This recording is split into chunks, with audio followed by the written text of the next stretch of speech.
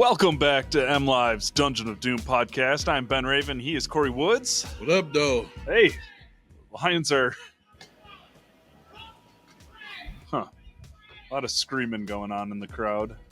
Yeah, definitely a lot for what? 1:21 in the morning? Let me... Whatever, we're going to work through it. Welcome back to MLive's Dungeon of Doom podcast. I'm Ben Raven. He is Kory Woods. What up, though? We are coming to you from the press box. It is 1:30 in the morning, Tuesday, October 21st. The Lions just beat the Tampa Bay Buccaneers 24-9 on Monday Night Football. Heading into the bye week at 5-2, drops the Bucs to 5-2. Big win for the NFC standings, and the defense, Kory, unbelievable. I mean, that was just another masterclass by Kelvin Shepherd, and this is not over-exaggerating. I mean, when you don't have your starting safeties, when you don't have your starting corners, and you have a guy in Baker Mayfield who was without some of his top targets and his running back, but nonetheless, he was still in the MVP odds. Yeah. High in the odds. And you put on that type of performance when you needed to. You have to give them credit for that. That was a sensational performance, and all on the social media. I'm looking at clippings of Monday Night Football. Kelvin Shepherd's name he's getting a lot of praise right now.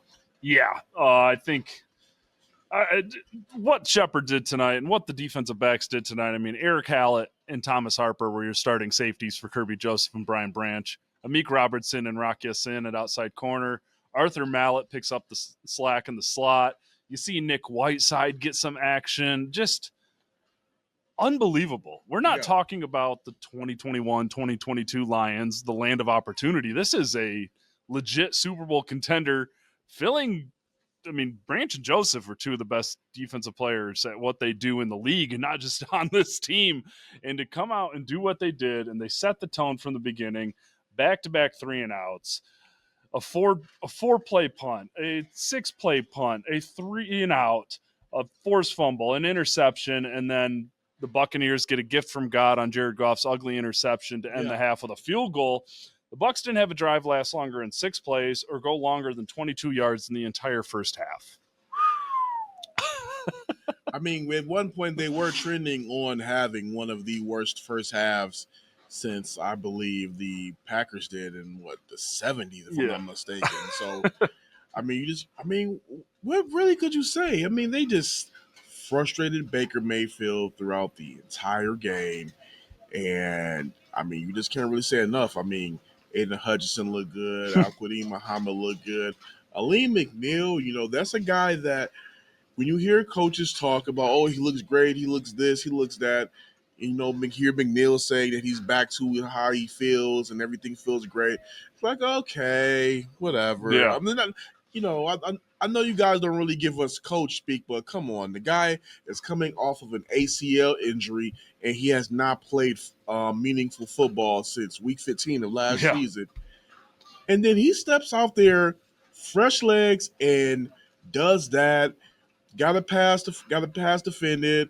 3 pressures, I believe. Played a total of 45 snaps. And, I mean, Dan was talking about putting him on 20 to 25 snaps. He went well past that. Yep. And he was a force. Yeah, he was. He really he really made life out there, HE double hockey sticks for that Buccaneers offensive front. And now he's able to go back into the bye week, rest up again, and come out with fresh legs once again when they come out the bye week and face the Vikings. Got to give him credit for his performance. Absolutely. He came out hot, too. Second snap of the game, he almost had a sack. I mean, pushing dudes into the backfield, looking powerful, looking strong, drawing double teams in the middle already. As you said, the third down pass swat was huge. And while we're going to talk and give a ton of love to the defensive backs, this doesn't happen without the blitz or Hutchinson and Muhammad's big games. Lions defense tonight, 1 interception, 2 forced fumbles. Pro Football Focus had them with I'm clearing my throat, 68.6% pass rush win rate. In layman's terms, the Lions won 68.6% of their pass rush reps tonight. That's sensational. Hutchinson, 11 pressures. Muhammad, 8 pressures. Tyrus frickin' Wheat had a sack and a half. Jack Campbell had a sack. Derek Barnes had a sack. Muhammad got his hands in there to split a sack. I mean, unbelievable. I thought Jack Campbell was freaking fantastic tonight. Tackles for loss, reads in the passing game. Jack Campbell's a star linebacker. Yeah. We've seen him go from, oh, this guy's good. Oh, this guy's very good, to this guy might be one of the 5 best linebackers in the freaking league already right now. You know what's also interesting about this, man, is that when you read off those numbers, we didn't necessarily see it in the moment, but now we see why Dan Campbell said we're good. Could they still possibly go out there and go get some more help by the trade deadline? Absolutely. Having depth when you're trying to chase what they're chasing is never a bad thing, but when you have a defense come out and perform the way that they did, you understand why they really just believe in what they have. It's when they say next man up, they truly do believe it, and the guys stepped up. Yeah, they did. They did.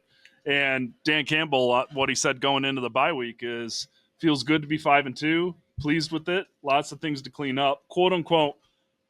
The good news is that we're going to start getting a lot of players back. You are going to see players start to come back over the next month, so that is encouraging. While we are only getting better and better, we are going to start getting some of our players back too. Terrion Arnold sounds like he's got a chance to play against the Vikings. DJ Reed now only has 1 game left to serve on his injured reserve stint. Branch is back after the suspension. The Lions were always confident about getting Kirby's knee right with the bye week. He got today off, got to heal up. He's probably going to be ready to go right off the bye.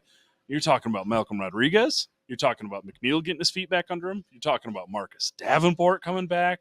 There are some horses coming back to run on this defense. And Calvin Shepard, it don't matter who's out there. He's finding a way to put his guys in the right spot to make plays. Hallett led the team with 8 tackles today. Mallett, listen, these guys are so new that I thought it was not Mallett on the interception. I thought it was Hallett. It turns out it's Arthur Mallett. He's a vet who's been around the league, kind of a journeyman, rips the interception out of K-Dot in his hands, just huge plays. Whiteside steps in for Yassin when Yassin is dealing with cramping, knocks away a pass on the 2-point conversion, is in coverage on the failed 4th down, 18-play frickin' drive in the 4th quarter where the Lions made the Bucs fight for every single inch and just drew out the clock. I mean, this is not normal. It's not normal. It is not normal at all what they're doing. It's unbelievable. I mean, when you I just, and I don't want to kind of throw dirt on anybody, but I really don't know if they would have had this same performance last year in the Glen. I just really don't.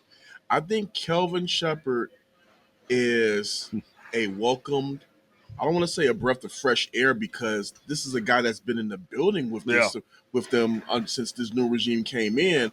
But I believe him being a little bit younger than Glenn, I think that is able to connect with these players on their level. I think there is something to be said about that.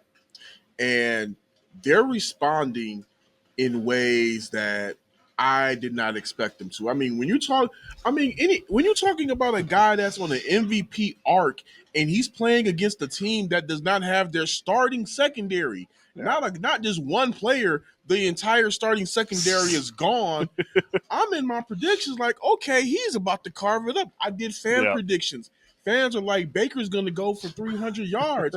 At one point, it didn't even look like Baker was going to have 130 passing yards.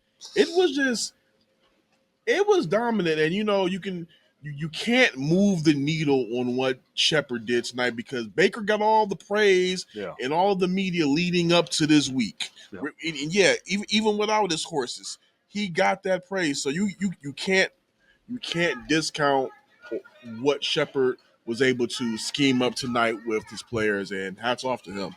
Yeah, and McNeil played a huge part just in creating the pressure up from the middle. I mean, Dan said it perfectly. Like, the Lions kept Baker in the pocket. They made life hard because they broke the pocket more times than not. Mayfield finished 28 of 50. They forced the Bucs into 50 passes tonight. 228, 1 touchdown, 1 interception. He got sacked 4 times. And he got hit 1, 2, 3, 4, 5, 6, 7, 8 times. They had no choice because the run defense was so dominant as well. I mean, Rashad White was not getting anything really. Nope. No, they forced him into a completely one-dimensional game. They were trying to get it going with Mike Evans. 0 catches on 4 targets. One was negated by a pass interference call, and then he got hurt. Sounds like his broken clavicle and a concussion for Mike Evans. That's a tough scene. Yeah, when he went down, and I was standing next to Jacob, and I said he's concussed. Yeah, I mean, even before I always looked up like he's concussed, and then they said, maybe he's hurt, but I'm like, nah, he's concussed. Sure enough. Yeah, I know it's a tough scene. If you hear the background noise going on, it's because they're cleaning up Ford Field for the week, and there's so much shouting going on from below. So, sorry, producer Patrick, we did not engage on this one, but no, it just a fantastic showing by the defense. The offense did enough. We haven't even talked about Jahmyr Gibbs yet, but I'm looking at just the first half drive sheet for the Bucs, and I'm in shock. 3 plays, 4 plays, 6 plays, 3 plays, 1 play, and 3 plays. The Lions had a chance to blow this game out of the frickin' water. They didn't. They just kept kind of wasting opportunities. I know a lot of people wanted a holding call on the 4th down pass to Tesla on 4th down. Didn't get it. Missed a field goal. Clanked in another field goal against all odds. But you just got to go back to the defense because, man, you take away 2 of those Tampa drives and they have absolutely nothing to show. I'm just going through Nick Whiteside, man. 3 pass breakups, 2 tackles, ended the game graded as Pro Football Focus highest graded player for the game today. Whiteside, Hallett, Harper, freaking Amik Robertson is holding things down as that number 1 cornerback. I'm going to say this. I'm not saying that Amik Robertson is going to, of course, DJ restarted. Yep. And we know Terrion Arnold has had his struggles. Yep. But when he comes back, he's going to be starting. Amik Robertson, though, is showing that he is a starter-level cornerback in this league. And he's balling out of his mind. And I'm saying right now, hey, Lions, get what you can out of him because this might be a guy you'll lose in the offseason. I hate to go jump that early so far, but just seeing the way he's been playing has just been pretty darn good. The Lions were already talking about rotating Amik more on the outside before Terrion's injury. They put Amik on an island a lot today, and he held his own. He knows he's the shortest guy on the team. It doesn't matter. He's ferocious. Had another punch-out forced fumble today. Had a pass deflection. Had 3 tackles. Was sticking. The Bucs did nothing. It was Cade Otton underneath, and Igbuka only caught 4 of 12 targets. Tez Johnson got open on some long winding plays where Baker was able to scramble outside the pocket. But I'm sitting here and I'm like, what did the secondary even do wrong? Most of you are like, who are these guys? Yeah. It's fair. It's fair. These are practice squad guys. These are journeymen. It's unbelievable. The Lions just didn't fill holes today. They got prime freaking performances out of these guys today. And, everyone's going to be talking about the defensive backs. They've earned it. But the defensive line and the linebackers made the Bucs one-dimensional, created pressure, broke that offensive line, and gave the offense multiple chances to blow this game open. This defense is just so much different when you have a healthy Hutch and a Liam out there. It is just got one taste of it. It is. And they're going to gel and they're going to play better. So I'm just saying right now, when they have them all out there fully healthy, things might get a little scary. Yeah, I mean, the way Muhammad is playing is unbelievable. And if you get Marcus Davenport back by the end of the month and you can just work him into a rotational role, that's a heavy hitter off the bench, man. I know it's hard to count on Marcus Davenport staying, and getting healthy, but there's a lot to feel good about this team right now. Heading into the bye at 5-2 with the schedule they just faced, the schedule they face ahead is big-time stuff. Also, heading into the bye week 5-2, and you had a coordinator overhaul. Yep. You have 2 new coordinators. Yep. I still, we haven't got to the offense yet, but we're going. But for Shepard to get what he's been able to get, despite the injuries and the suspension, you got to give him credit for that. And the offense, things could be better. I'm pretty sure Yeah. that over this bye week, Dan is going to be looking over that offense with a fine-tooth comb and figure out a way to just get things dialed up a little bit better, because outside of the opening scripted drives, it's been kind of like it's been okay. Not I feel like that the way the defense has been playing, the offense has not been rewarding them for their efforts. Yeah. And that cannot change if you're a team that is talking about going to win their third straight division crown and try to get to a Super Bowl. This offense has to play better. Yes, they've been putting up points, but it doesn't look like the well-oiled machine that they had last year. You know what? That's fine. Yeah. Because Ben Johnson had several years as OC. John Morton has not had that chemistry in his continuity yet, but they're going to have to figure something out. Yeah, that opening drive was beautiful. Goff reads the pressure coming, swings it out to Gibbs, who takes it, I think, 32 yards. A couple plays later, a little help from a penalty. St. Brown goes 27 yards. Boom, just like that, 7-0. But if I told you the Lions turned a fumble into a missed field goal, an interception into an interception, and 3 turnovers on downs into only 3 points, you'd think we'd have a different tone about this game. That's how good the defense was. Yeah. And that is how good Jahmyr Gibbs was. Oh, my God. I'm going to let you go on Gibbs, but like that 78-yard touchdown run he had on the halfback draw, perfectly timed up call on that, hit 22-plus miles per hour. He's got 2 of the fastest 3 runs in the season by ball carriers. He put the offense on his back today. It wasn't Goff's best day. Offensive line took some heat from that unrelenting blitz from Todd Bowles' defense. Thought Decker had some rough moments. Thought Ratledge and Sewell were freaking awesome, but it was the Jahmyr Gibbs show. I mean, 218 yards from scrimmage, career high. That also included that career long of that 78-yard run. Yeah. He said that he pretty much just saw when he won that run, he saw nothing but black. And when he said when he got to the 12-yard line, he already knew he was scoring. Yeah. And it was just like, and he hit 23 miles per hour on his top speed getting out of there. He said he's been waiting to break one like that all season.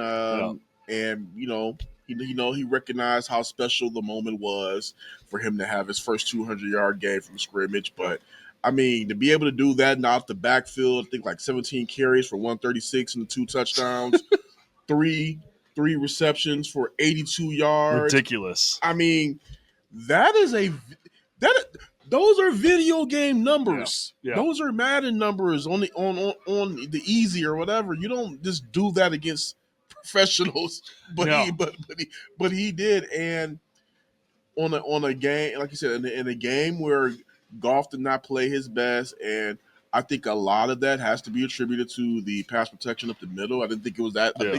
I think it was left a lot to be desired. But Gibbs, man, there's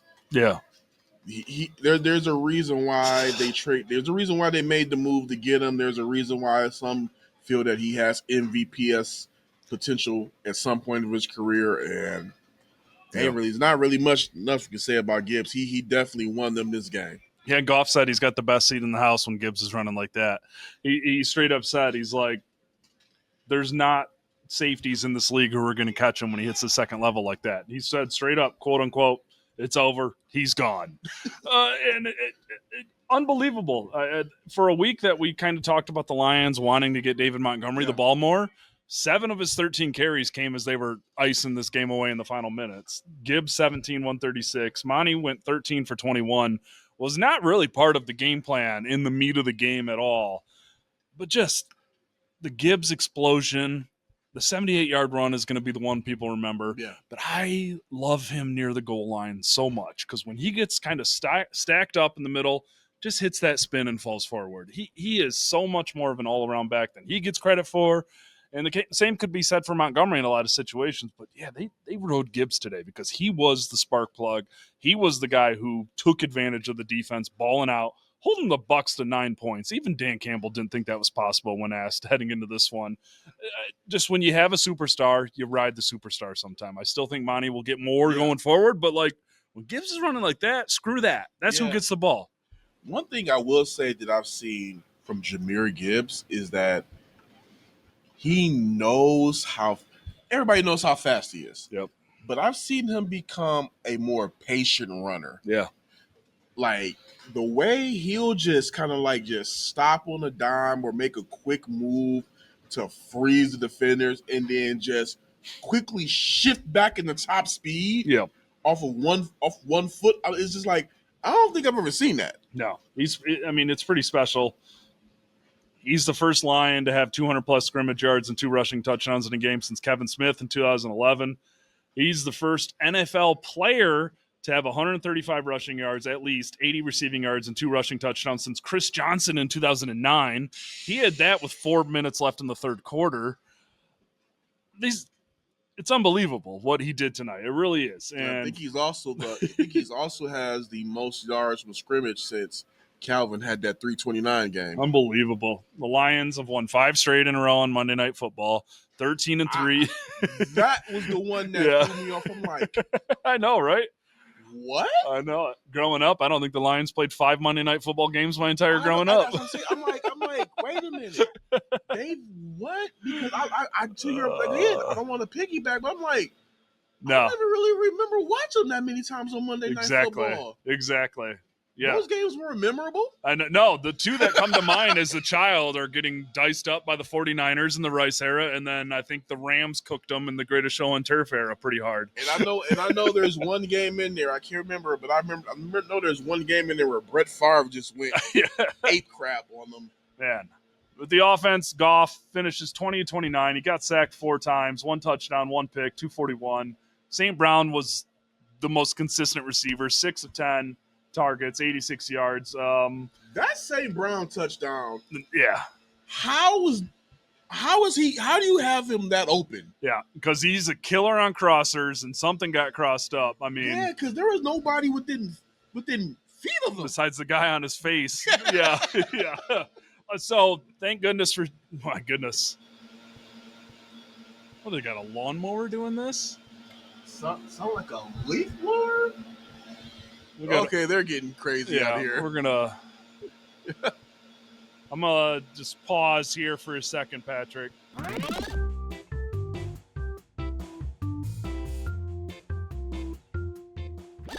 All right, so Jameson Williams, no catches on 2 targets. He had a nice game in Kansas City last week, but 2 weeks ago only had 1 catch too. The week before that he only had 2. The week before that he had only had 2. Do you have any concerns with Jameson right now? I don't have concerns about Jameson Williams. The concerns that I have are about John Morton's usage of Jameson Williams. He's not hurt. There's nothing wrong with him.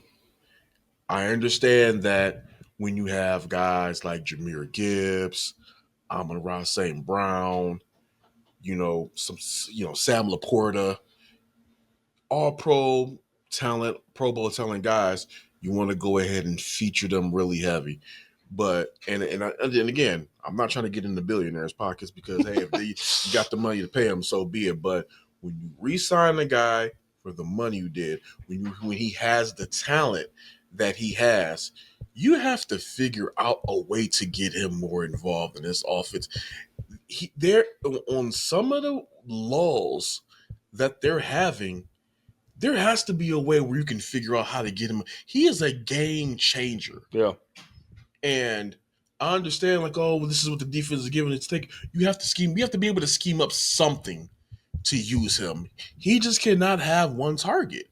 Yeah. So, we know he's a team player. We know there are so many things he does that does not show up on the stat sheet. But this is what I was talking about when they're going into that bye week, and Dan Campbell's not going to be able to get a real look at this offense. You have to figure out a way to get J-Mo the ball. Yeah. I think tonight, because he was open on a couple deep looks tonight, but I think that Tampa blitz really shortened Goff's kind of decision-making and ability to throw it deep because it was there weren't too many deep shots in this game at all, if any, from Goff. So I think that played into it. And I will say, yes, they do need to find ways to get him the ball. The ball needs to be in his hands. He is paid what he is paid for a reason. He's an electric playmaker.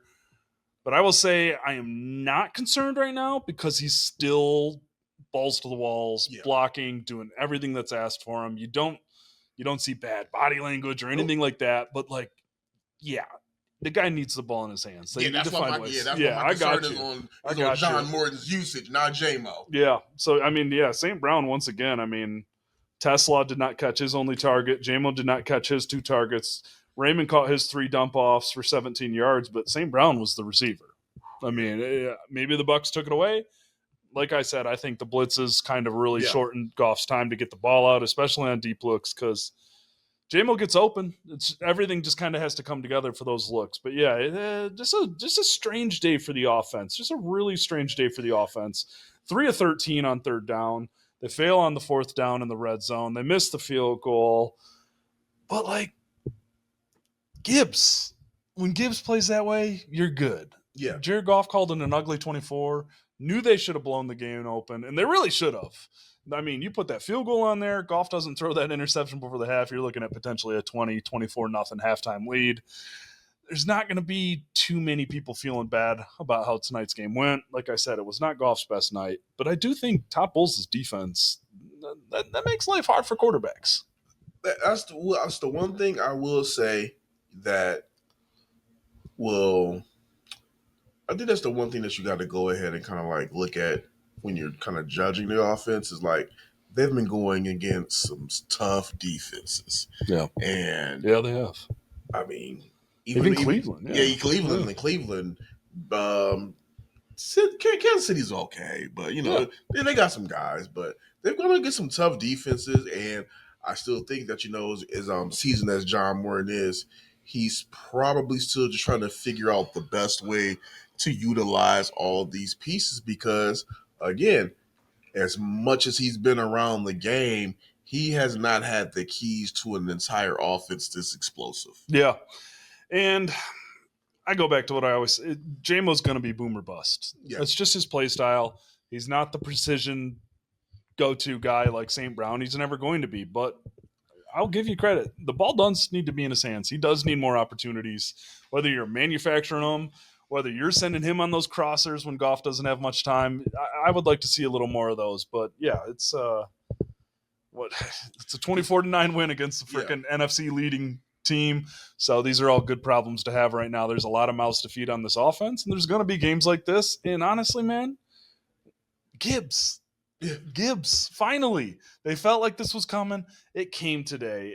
Just an unbelievable showing from him. Lions are 5-2 going to the bye week. It's almost 2 a.m. right now. I'm not sure if my car is going to start when I get back to it. We started the day rough. I parked my car at the Tigers lot, turned my car off, and all the power went out. Yeah, I'm just like, what? I texted the group, hey guys, I was planning on getting those roster moves, but my car's dead. So we'll see there. But I don't know. Just is this team where you thought they were going to be? Are they not where you thought they were going to be heading into the bye week, just in terms of record and how they're playing? As far as record, yeah. I thought at best they would be 6-1. I had at worst they would be 5-2. Yeah. And again, with all of the changes, even with the hiccups, to be able to go into the bye week 5-2, I don't think fans can really ask for anything more than that. You got an ugly opener loss to the Packers. Sorry. We are feeling it right now. For some reason, they're running lawnmowers underneath us while we're trying to record. We're in the hallway just trying to find a quiet space. But I'm with you. Ugly opener. The only other loss is against the Chiefs at Arrowhead, which under the lights. And you know what? I don't like to put asterisks next to games. I'm so against it. I don't really look at the Chiefs' loss that badly as I looked at. Let me call New York real quick. Yeah, because I just felt like with that, I don't know where I want to harp on that, but from the moment that Goff touchdown got taken away, I just said, I already know where this is going. This is bad. So yeah, it's just I'm two new coordinators, Yeah. new interior offensive line, defensive injuries that are reminiscent of last year, and you continue to see this team answer the call, get better, turn coach speak into reality. Yep. It's just the reminder that Dan Campbell, man, he deserves all the credit in the world. Calvin Shepard deserves all the credit in the world. You've seen some very bright moments from John Morton as he kind of still figures out this offense and how to get the ball in the hands of the right guys that need it and everything. But even with the loss to Green Bay, the Lions are right there with them. The Packers are 4-1-1. Lions are 5-2, right in the mix at the top of the standings. Just got a huge win over the Buccaneers that could very well come in handy down the stretch. And something crazy just happened tonight.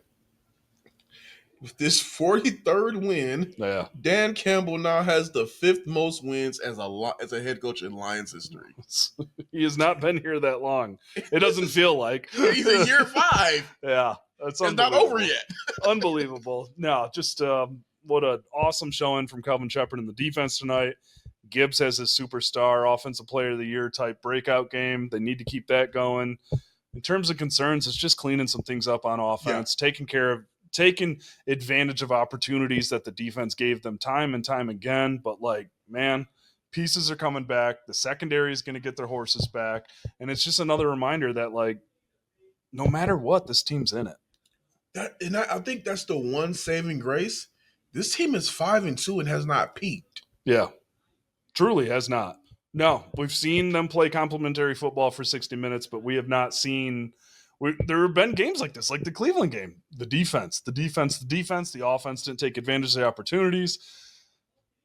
But it's only optimism feeling right now. Yeah, I'm like, I don't feel anything bad. I'm just like, all right, they get this bye week. They get to clean a lot of this stuff up. Yep. And again, I don't want to sound like a parrot, but Dan Campbell is going to go over all of this like a madman. Yes. He's going – I believe he trusts his implores his coach to do whatever they want to do, but he's going to go through everything with a fine-tooth comb, and he's about to make sure they come out of the bye week ready to ascend and plant their flag and get that 3rd straight division crown. That's the one thing that I can hang my hat on. Is like, if I can bet anything, I'm betting on Dan Campbell to figure this offense stuff out. Yeah. Lions still have not lost back-to-back games since October 2022. That's still crazy. That I just wanted to throw that on because that speaks to your point. Campbell, when they lose, when they stub their toes, he's figuring it out. He's on it. He obsesses over it. He focuses on it. He dedicates his life to it, and you see it. I loved Meek's closing thoughts. Just a Meek's post-game press conference tonight.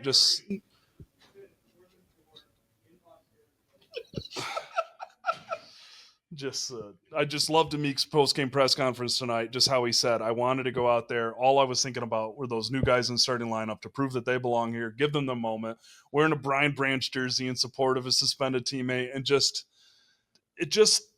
Dan Campbell is contagious in the best way possible. These guys believe in themselves. They believe in the guys. Calvin Shepard says it all the time. If you're on this roster I view as 69 guys, including the practice squad. We need you to be ready to go. That comes to life. And it showed. They all came to play. You're talking about, I live on this social media stuff. You have fans like, who is this? Exactly. He can play like this? Yeah. Who is this guy? Yep. And again, you talked about it earlier. Whiteside played a fantastic game. And he wasn't even in the makeshift starting lineup. Yeah. He was a replacement for a replacement. It's just the way I've heard this from a radio host, and I don't want to quote the wrong one. I don't know if there is a coach in the NFL that has the pulse of his players that knows how to push the right buttons when he needs to, better than Dan Campbell. He deserved a Coach of the Year award last year. The past 2 years, but he should be freaking front running that thing with all the questions about his coordinators, with all these missing pieces, and here the Lions still freaking are. If they get I don't care if they get 11 to 10, 12 wins. That's got to be his. Yeah. Because each year you found a way to take it away from them. Even last year when they go 15-2 with all those guys on IR, and the guy that he beat twice swept gets the award. Now it's like, oh, okay, now it was the coordinators. Yeah. They go 11-12 wins again. Yeah. I don't know how you don't give it to him. The national media does seem to continue moving the goalposts for Campbell in that regard. And you know why? I'm sorry I'm being long with it. I know we got to go home, You're but good. They're moving the goalposts is because when he had that opening presser, they wrote him off because I'm gonna say they wrote him off like he was a meathead who didn't know anything. When Dan Campbell is one of the smartest coaches in football, he continues to prove it. He continues to rub their noses in it and he's showing it by the numbers, and they're not rewarding him in those Coach of the Year awards because that means they have to eat crow. Yeah, there might be something to that. Yeah, he's because the results say he should at least have one. Absolutely, it's kind of criminal he doesn't have one, and just hats off to the coordinators and all the new faces for buying in. But this is a Dan Campbell operation, and just when you see performances like this tonight, it just makes me think of who he is, what he's about, how he talks to these guys, how he coaches them, how someone like Nick Whiteside can get cut in camp and come back, and Arthur Mallett, and the list goes. Nick Whiteside. Ironside. It just that was a training camp nickname Campbell gave Whiteside. It truly is unbelievable. It's a special culture here. It's a talented roster, and Campbell has a strong argument for being the best head coach in the NFL once again for what he's doing. It's truly special. The Lions are on a bye next week. The next time you will hear from us will be the mailbag when the Lions are back at practice. Don't miss us too much. I'm looking forward to it. What are your bye week plans, Kory? 5 letters, 1 word, sleep. It is going to be nice not setting the alarm. It's going to be really nice. I'm going to old Cadillac, Michigan. Thank you to our boss for approving my time off. Yeah. No, exactly. It's time to rest and recharge. I'm on day 9 without an energy drink, so I'm battling through that right now. And we're just trying to get to the other side. And I'm about to be on day 1 off eating like crap because since the season started, it has been bad. Yeah, it's hard not to eat like crap in the press box. But yeah, Lions are 5-2. They host the Minnesota Vikings at Sunday, 1 p.m. after the bye. What? What is that? Never heard of that. Never heard of Sunday, 1 p.m. Glory tear just came down my eye. Yeah. Back-to-back road games into back-to-back primetime games. No rest for the wicked. Love what we do. Looking forward to a couple days away. Yeah. These Lions are looking forward to a couple days away. Oh. Healing up. I asked talking to Rocky. I said in the locker room, I said, bye week couldn't come to better. I'm like, man, what? Yeah. Joseph's knee, Decker's shoulder, McNeil. The list goes on. Branch back from suspension. Arnold's shoulder. Pieces are coming back. The Lions are just going to keep getting better. It really feels like that because there's not going to be many days where the offense and Goff plays like that. Yeah. And even with that said, it wasn't a complete disaster. A couple of things went wrong. A couple of things got turned sideways. Yeah. And it's that whole mouths to feed thing.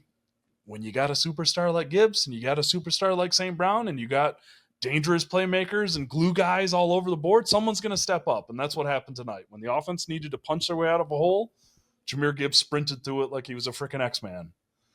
I'm still just like, I literally looked down to write one thing, and he was already at the end zone. Yeah. I'm just like, dude, they snapped it. Yeah. I just wrote one word, and he's already halfway to the end zone.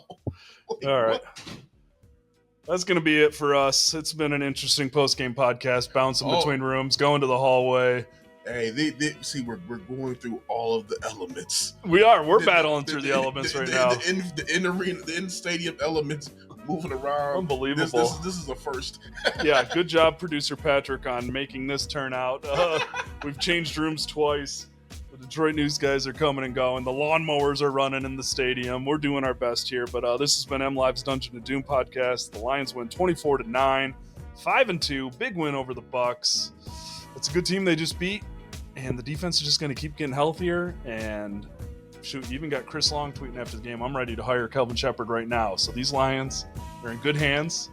I'm Ben Raven. He's Kory Woods. We are your MLive Dungeon of Doom podcast. We'll see you guys in a week.